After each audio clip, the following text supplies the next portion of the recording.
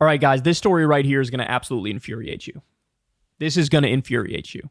This is going to be a slap in the face and a reminder of just how broken and rotten and corrupt this system is. So this is reported by The Guardian. HIV drug could be made for just $40 a year for every patient. Generic version of a drug already on the market, which can suppress and prevent HIV, would still yield 30% profit if the current price was slashed, researchers say. So what is the amount that they actually charge for it?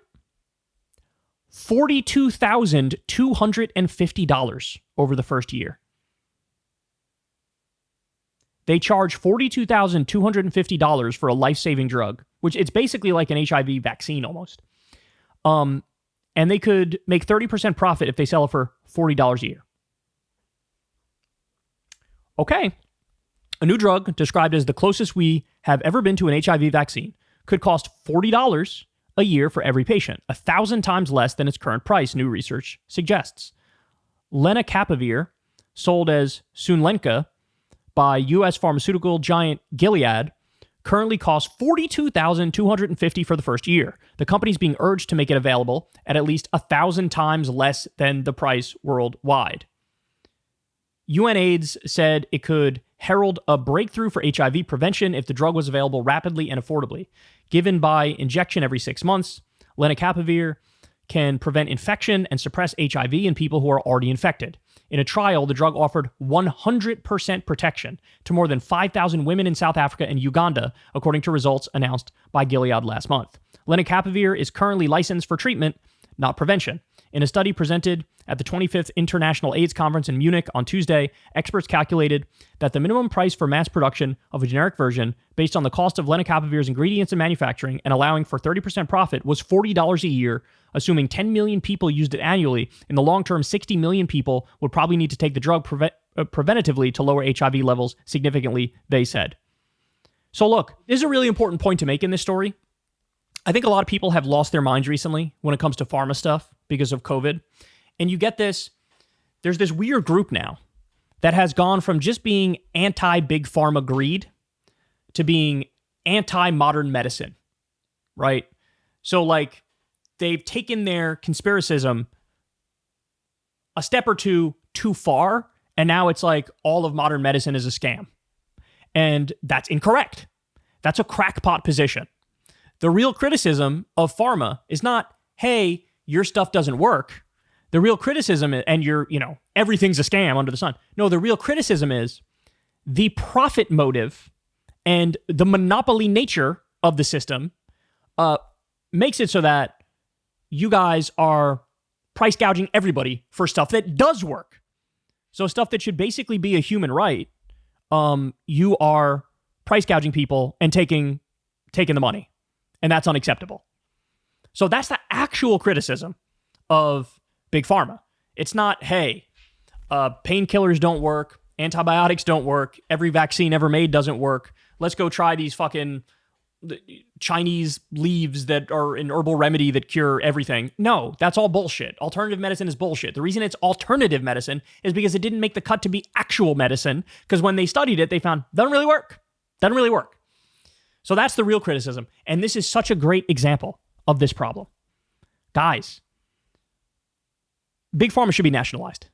It should be nationalized. In the overwhelming majority of circumstances anyway, tax money funds the research and development of these drugs, of this medicine. And so tax money funds it up front, but then you have this for-profit middleman who says, well, thank you for the tax money that helped us create this drug, but now we're going to price gouge you and we're going to keep all the profit. No, that makes no sense. Nationalize Big Pharma so that there is no rapacious middleman price gouging people for life-saving medication, right? Not only should you nationalize the health insurance industry, I should say, but you have to nationalize Big Pharma. So just to give you one more example of this, because we see stories like this all the time. This drug fucking works, and very few people are going to get it because it's so prohibitive in terms of the price. Okay, remember this one? $38,398 for a single shot of a very old cancer drug. Dr. Josie Tenori and Paul Hinz were introduced by a mutual friend in 2017 and hadn't been going out long when she laid down the law. He had to get a physical. I don't date people who don't take care of their health, said Tenori, who practices cosmetic dermatology and functional medicine in suburban Chicago. Anyway, the story goes on. It's a story about they find out this guy's got a very particular kind of cancer, but it's okay because with this particular kind of cancer, we have treatment that works, and it works very well. Okay? Get this. The total bill was $73,812 for the 2 shots, including lab work and physician charges.